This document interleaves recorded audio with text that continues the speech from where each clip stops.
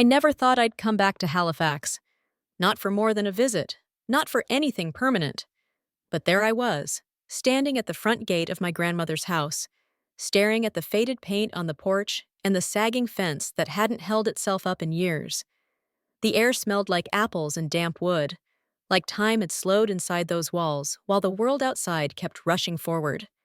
It was strange, familiar, and heartbreaking all at once. I took a breath and stepped through the creaking door. The house was quiet, not the peaceful kind, but the kind that holds memories too heavy to speak. I wandered through the old kitchen, brushed dust off the wooden table where she used to slice apples for pie. The wallpaper was peeling, the floor sagged near the fridge. But something about it all still felt alive. Not just nostalgic, but breathing, like it had been waiting for someone to come back and remember it. I climbed the stairs slowly, the boards groaning under my weight, and made my way to the attic. It was just as I remembered, cluttered, dusty, full of forgotten things that once meant something to someone.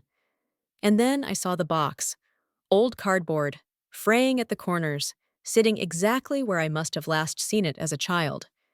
Inside were her letters, dozens of them, handwritten in that neat, slanted script that had once helped me learn to read. Letters to family, friends, some never sent, and a few to me. I sat there, cross-legged on the creaky wooden floor, reading until the light faded and the cold crept in. That's when I knew. This house wasn't just a place. It was still hers. And somehow, it was still mine too. I didn't tell anyone my plans. No big announcements. No calls asking for help. I worked remotely as a consultant, mostly finance and project strategy for nonprofits. It paid well enough if you managed your hours, and I had learned how to save, how to stretch every penny. I canceled my lease in the city and moved into the only livable room in the house. The rest, well, the rest was work. Real work. Bit by bit, I brought the place back to life. The roof was the first thing. It leaked so badly during storms that buckets weren't enough. I hired a local crew, stayed up late reading contracts, negotiating fair rates. Then came the heating. The old system hadn't worked in years. Windows next, then wiring. And finally, the fireplace. The stone had cracked from years of neglect, but I found a mason who knew how to rebuild without losing the original look. That was the hardest part. Keeping it hers, not just making it mine. I didn't keep track of every receipt, but I knew the total. Almost $26,000, the better part of my savings. And I never once regretted it. I wasn't doing it for an inheritance or some legal claim. I wasn't doing it to prove anything. I just wanted to bring something beautiful back into the world. This house had held so much love, so many quiet moments. It was where we spent summers picking apples in the backyard, where she taught me to bake cinnamon bread, where she let me stay up late reading by the fireplace while the grown-ups talked in the kitchen. It was more than a structure. It was the last place I remembered feeling truly safe. Some nights I sat on the steps of the porch with a blanket around my shoulders, watching the wind move through the tall grass. The street was quiet, barely lit, and the world felt paused, like it was waiting with me. I'd think about her, the way she hummed while folding laundry, the way she'd brush crumbs off the table with the side of her hand, the way her hugs always smelled faintly of soap and apples.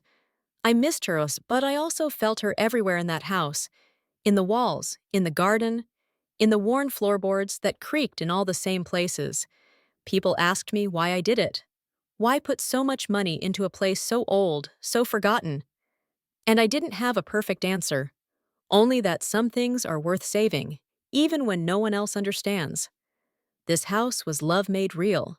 Flawed, weathered, but still standing. And I wasn't ready to let it fade away. Not yet. So I kept working.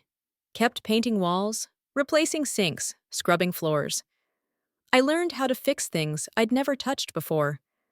I learned to live with dust, with loneliness, with the deep ache of starting over. But through all of it, I never felt lost. Because I was doing something that mattered. To me, to her memory. And maybe, without meaning to, I was building something new too. Not just a home, but a kind of boundary. A place where I could be still and quiet, and safe again, where no one else's expectations reached, just the house, the land, and the version of me that finally stopped waiting to be invited back in, because I had opened the door for myself. Uncle John had always been the kind of man who spoke in short phrases and long silences. He showed up one day without warning, standing on the front porch like he belonged there. He nodded at me, said something vaguely encouraging about how much work I'd done, and then disappeared back into his truck. He never asked questions, never offered help, just hovered at the edges like a shadow that only visited when it felt convenient. We were never close, not even when I was a kid. After Grandma's funeral, he vanished entirely. No calls, no messages, just gone. That's why I didn't think much of his sudden visits. Maybe he was bored. Maybe he felt guilty. I didn't ask. A week after the house was finally finished, new roof, new wiring, freshly painted porch, everything clean and glowing with quiet pride, he invited me to a barbecue, said it was just a little celebration, nothing fancy. I went, mostly out of politeness. It didn't feel like a party I wanted to be part of, but he was family, at least technically. I wore a simple dress, brought a bowl of cucumber salad, and stayed mostly to myself. People I didn't recognize milled around the backyard. Some were neighbors, some were probably friends of his from work. Everyone seemed relaxed, sipping beer, flipping burgers, laughing under the string lights he'd hung across the trees. It felt like someone else's life, not mine, not Grandma's. At some point, he raised a glass. I was standing near the folding table with the potato salad, trying to decide if I should just leave, when he called out, "Well, here's to new beginnings!" I glanced up, not thinking much of it. Then he turned to me, lifted his glass higher, and grinned. "Now we've got a house to share, huh?" I blinked. My first instinct was to smile back out of habit, but something about his tone made my stomach tighten. I waited for the joke to land, but it never came. He reached into his pocket and pulled out a set of keys, jangling them between his fingers like he was showing off a prize. "House is in my name now," he said casually. "All legal, signed and sealed." My breath caught. I stared at him, not fully registering the words. He said it like it was no big deal, like we were just splitting rent. I stood there with a plastic fork in one hand, my paper plate balanced on the other, staring at him like he'd spoken in a language I didn't understand. "What do you mean?" I asked, even though I already knew. Something cold crept down my spine. He smiled again, the way someone does when they've already won. "I handled it. You've been doing great work, don't get me wrong, but someone had to take care of the paperwork, right? Don't worry. It's all by the book." I didn't say anything. I couldn't. Around me, the sounds of the party went on, music playing from a Bluetooth speaker, someone laughing too loudly, kids running near the garden hose. The normalcy of it all made it worse. I looked down at my plate, the pile of potato salad untouched, and suddenly felt like I was going to be sick. My legs felt unstable, like the ground underneath me had shifted, just slightly, but enough to throw everything off balance. I didn't yell, I didn't cry, I didn't make a scene. I just placed my plate carefully on the table, wiped my hands on a napkin, and walked back toward the gate. I heard someone call my name, maybe out of politeness, maybe because they noticed something in my face. I didn't turn around. The air felt thick, like it was pressing in on my chest, and I needed to get out before I lost the ability to keep my expression calm. In the car, I sat with my hands on the steering wheel for a long time. The engine was off. My phone buzzed with a message I didn't check. I just stared through the windshield, watching the barbecue lights fade in the distance. I felt like I'd been tricked in a very quiet way. There hadn't been any arguments, no demands, no fights over wills or family possessions. Just this: a smile, a glass raised, and a single sentence that took everything I'd built and folded it out of my hands like it was nothing. I didn't go home right away. I drove around for nearly an hour, not thinking, just moving. The roads were empty, and the night felt too big. Eventually, I ended up in front of my apartment, sitting in the parking lot, with the engine running low and my hands still tight on the wheel. I thought about the months I'd spent working, saving, putting everything into that house, The sleepless nights, the decisions, the sweat, the solitude. And I thought about that look on his face when he said the words, the certainty, the ownership. It wasn't about the money. It wasn't even about the legal part. Not yet. It was the way he dismissed everything I had done with one smug grin and a jangling of keys. Like I was just a placeholder. Like I'd been useful but never important. I sat there, the car's fan humming softly, and I realized I hadn't been blindsided. Not really. Some part of me had always known that doing something right doesn't mean people will respect it. That working in silence doesn't guarantee you'll be left in peace. Still, that night I felt something harden quietly inside me. Not rage, not revenge. Something slower, colder. A resolve. I didn't have the words for it yet, but I would soon. And I knew one thing clearly. I wouldn't let it end with a glass raised in mock celebration and a stolen house called ours. Not this time. Not quietly. I didn't scream. I didn't argue. I didn't even ask him why. There was nothing left to say, nothing worth saying to someone who looked me in the eye and claimed something that was never his to begin with. I just got in my car and drove away. The sun was already dipping behind the trees when I left, but I didn't notice the fading light. My hands were steady on the wheel, but inside something had shifted. Not broken, not yet, but something had moved. That night in the quiet of my apartment, I sat on the floor next to the bookshelf where I kept all the old papers, tucked away in a wooden drawer that smelled faintly of dust and dried lavender. I hadn't opened it in months. My breath caught a little as I slid it open, like I was stepping into a place I had once promised not to revisit. But there it was, just as I remembered, a worn-out manila folder tied with twine. I untied it slowly, almost carefully, like touching something sacred. Inside were letters, utility receipts, tax papers, and then, near the bottom, a folded sheet with a notary seal pressed deep into the paper. My hands trembled, not from fear, but from something like awe. The letter was short, no more than a few paragraphs, dated exactly 1 month before Grandma passed. It was signed in her delicate handwriting, the one I used to trace with my finger when I was little, imagining what it would be like to write like her, to be like her. It was all there in plain language, her wish, her instruction, that if I chose to restore the house, to bring it back to life, it would be mine, fully. No conditions, no shared ownership, no contest. I remember the day she mentioned it. We were sitting in the kitchen. She was stirring something on the stove, apples and cinnamon, I think, and I was wiping down the counter. She said it so casually that I almost didn't catch it. "If you fix this place up someday, it should be yours," she told me. I laughed and asked if she was serious. She nodded. "Already took care of it. Don't make a fuss when the time comes." But I didn't believe her. Not then. It sounded too kind, too deliberate, and I had grown up learning not to expect those things. Not from family, at least. So I tucked the memory away like an old photograph and moved on. Now, with the paper in my hands, I realized she had meant every word. She had trusted me with her home, with her memory, with the quiet strength that held our family together. And I had trusted her enough to pour everything I had into that place, my savings, my time, my weekends, the moments I could have spent building something new, but chose instead to rebuild what was once warm and whole. It wasn't about the legal seal. It wasn't even about the house anymore. It was about what that paper meant. That someone saw me. That someone understood the weight I carried and the care I gave when no one else noticed. Grandma didn't leave me a mansion. She left me a chance to reclaim something good, and I wasn't going to let anyone take that away.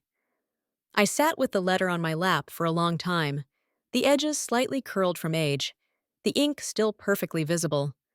I didn't feel rage. What I felt was something slower, heavier, a quiet resolve. I wasn't going to fight him in the way he probably expected. I wasn't going to beg.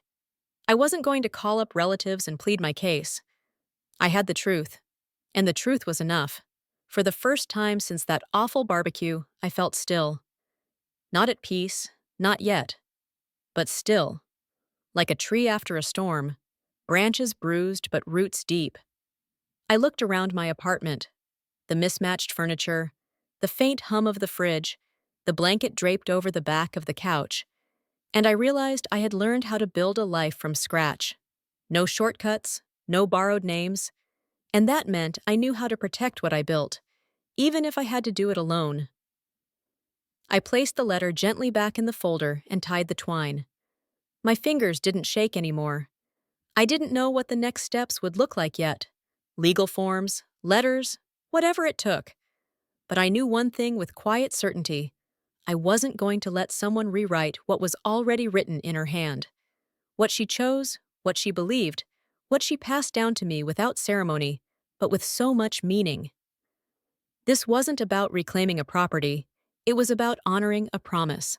One made in a warm kitchen, over apples and cinnamon, in a voice that never needed to shout to be heard. I held on to that moment, her calmness, her clarity, and I let it steady me. Because sometimes, the most powerful thing you can hold in your hand isn't a title deed or a set of keys. It's a piece of paper with someone's signature, given out of love, not obligation. A letter that says, in its own quiet way, I saw you, I trusted you, this is yours.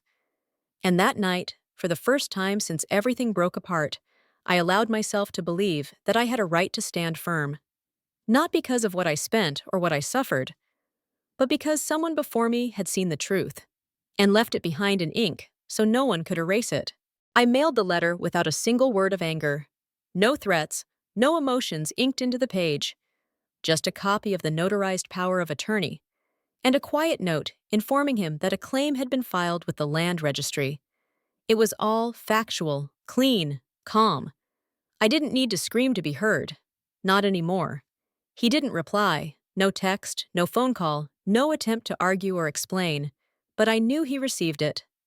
I paid for tracking. I watched the delivery status update online in real time. Delivered and signed for.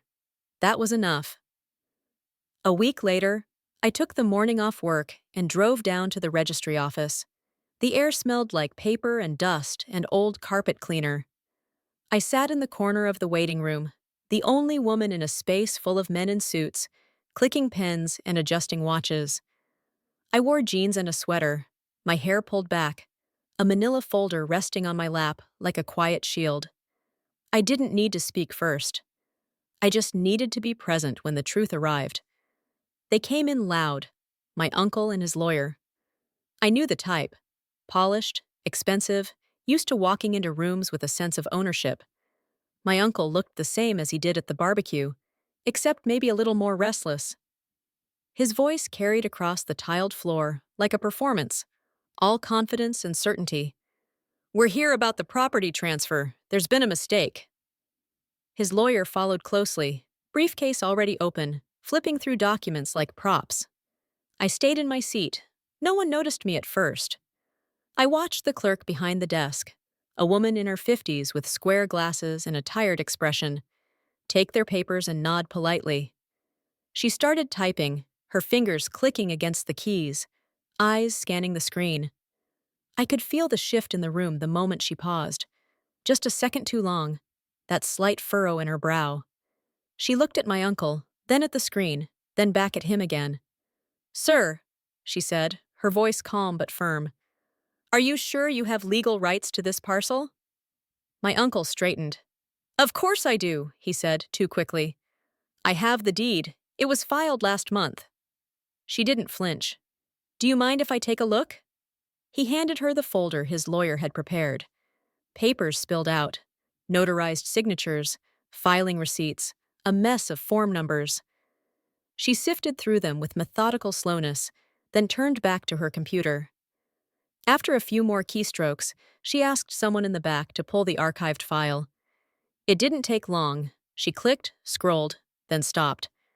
"I see a document that predates your filing," she said. "It's a registered power of attorney. It specifies a conditional transfer based on restoration and occupancy, signed by the previous owner, Margaret Lane." My uncle blinked. That can't override a new deed." She tilted her head. "It does if the deed conflicts with an existing binding authorization. especially ones signed, notarized, and submitted to the registry prior to your filing. His lawyer leaned forward. Can we see that document? She turned her monitor slightly and gestured. Here. They leaned in, brows furrowed. And there it was. Her signature. Grandma's name, dated, with a witness and official seal, clear as day. The terms were precise. Upon completion of renovation, the property is to be assigned to her granddaughter, me, without contest. I watched the moment he saw it. My uncle's face changed, not dramatically, but enough. The color drained just slightly from his cheeks, his shoulders tensed, his mouth opened like he might say something, but nothing came. His lawyer turned away, muttering something I couldn't hear. And me? I just sat still, watching it unfold like a slow collapse. No one looked my way, but I didn't need acknowledgement. This wasn't about winning. It wasn't even about him.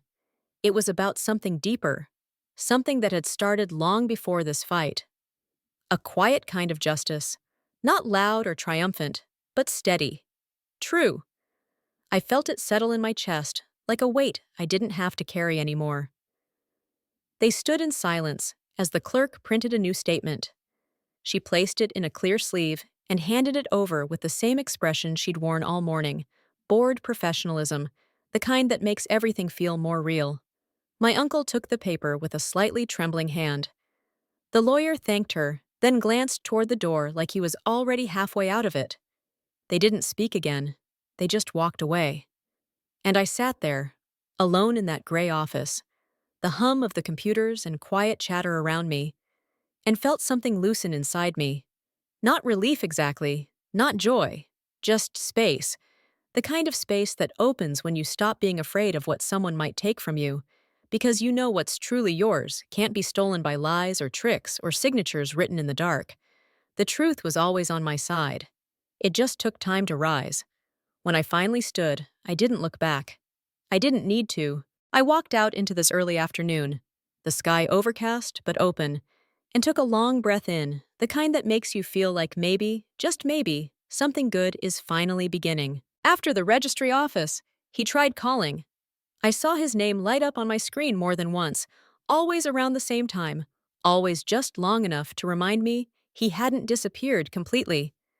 I never picked up. Not because I wanted to hurt him, not even out of anger. I just didn't have anything left to say. Whatever words might have once come had long dried up, like pages turned too many times. A few days later, a letter arrived. It wasn't from him. It came from a law office in town, typed on thick paper, cold and professional. There was no apology, just a suggestion, an invitation, really, to discuss terms. It read like regret without admitting guilt, a soft attempt at a compromise, dressed in legal caution. I didn't answer. I didn't need more explanations or softened blame. All I had ever wanted was for my grandmother's wishes to be respected. Nothing more, nothing less. The following week, I returned to the house. It was early morning. The sky was gray, but not in a sad way. More like quiet. The kind of sky that sits above everything and asks nothing from you. I parked by the side fence, where the driveway gravel had started to thin from the rain. Everything looked the same, and yet different. As I walked up the front steps, I saw something resting on the porch, just to the right of the door. A single key. The same one he had swung from his fingers at the barbecue, like it was some kind of trophy. It sat there now, alone, stripped of ceremony. He hadn't left a note. Just the key. I picked it up without thinking. It was heavier than I remembered, maybe because of everything it meant now. I stood there for a moment, listening. There were no sounds coming from inside. No car in the driveway. No sign of him anywhere. He was gone. And I knew, even without seeing it happen, that he wouldn't be coming back. I changed the locks that same day, quietly, methodically. I had already bought the new set weeks before, just in case. Something about being prepared helped me breathe easier.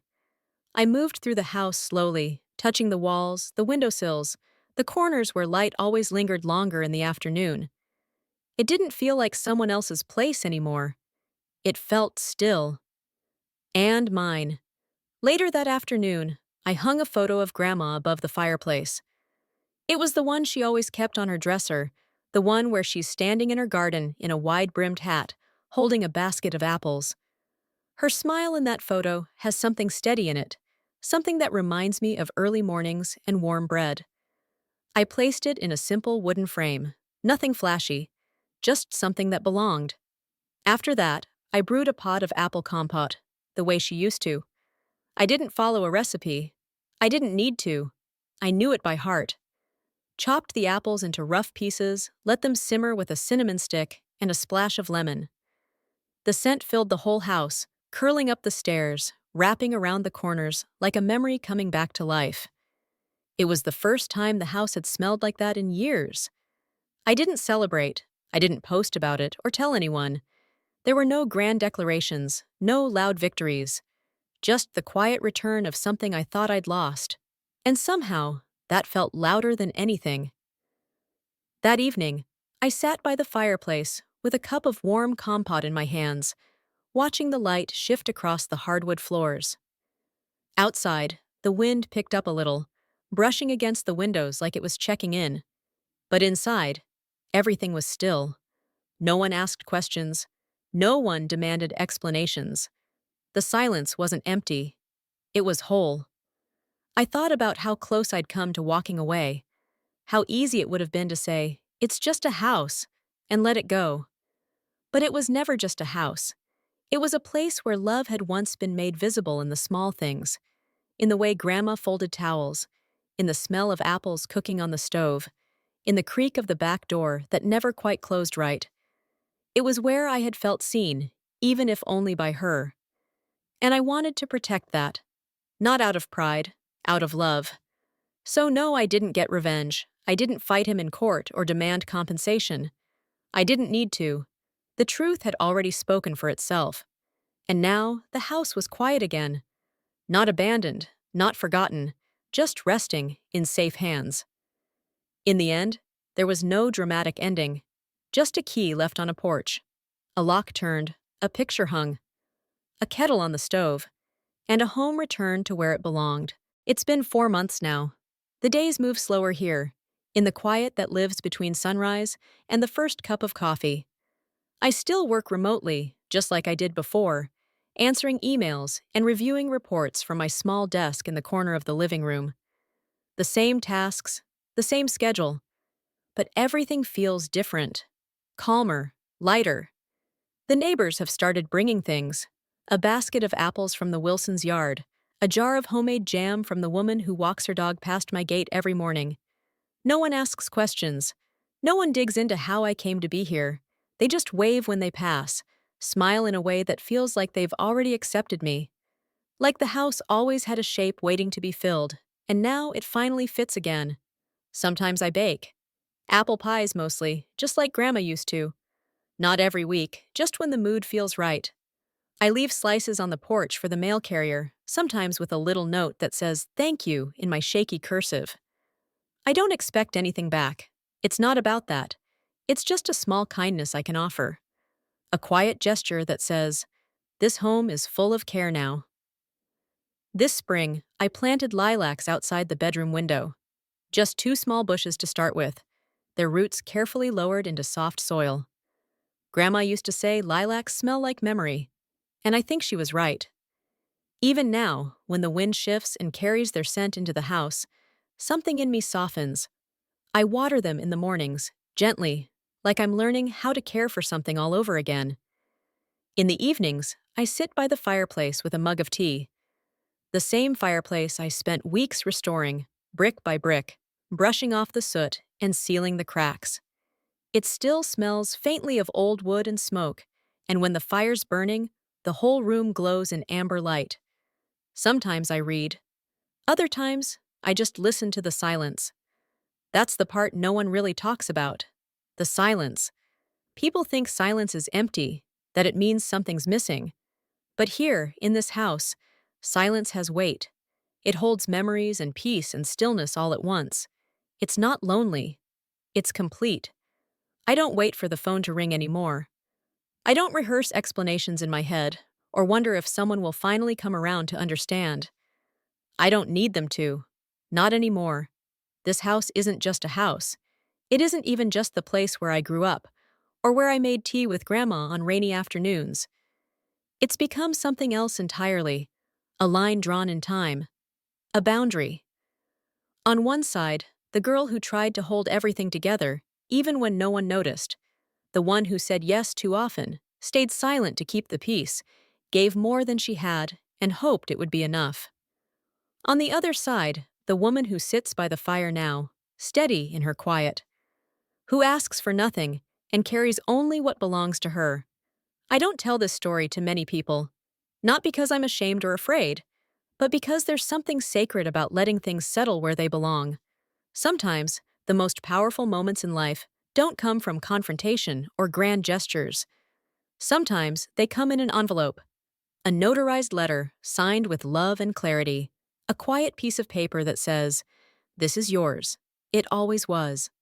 That letter didn't just return the house to me, it gave me back something even more important, a sense of trust in myself, in the choices I made, in the quiet knowing that I hadn't imagined the love that once lived here.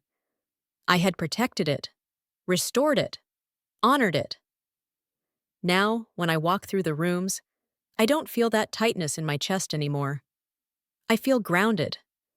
I know which floorboards creak and which windows let in the best morning light. I've arranged the books on the shelf by color, just because it makes me smile. The kitchen smells like cinnamon on Sundays, and the back door sticks just a little in the humidity. These are small things, but they are mine. Every so often, I hear the wind press against the house, gentle and familiar, like it's reminding me it's still here. I take a sip of tea, lean back in my chair, and breathe in the scent of lilacs drifting through the open window. Some people spend their whole lives searching for a place where they feel they belong. I didn't have to go far, I just had to come home. Not to the version of it others tried to claim or twist into something it wasn't, but to the one I remembered, the one that whispered, even in silence, "You are enough, and this is yours." And in the end, it wasn't noise or anger or revenge that made it mine again. It was a single letter, a quiet truth, a boundary drawn in ink and honored in stillness.